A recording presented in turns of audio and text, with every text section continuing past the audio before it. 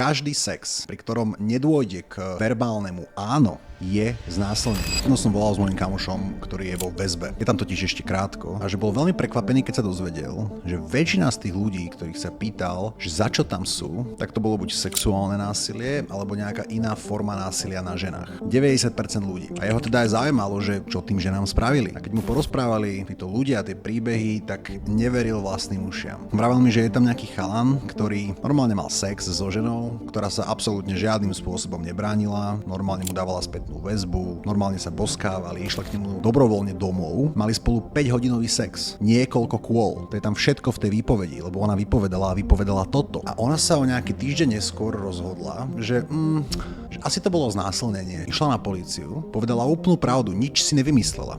A tento človek napriek tomu je už vraj 4 mesiace vo väzbe.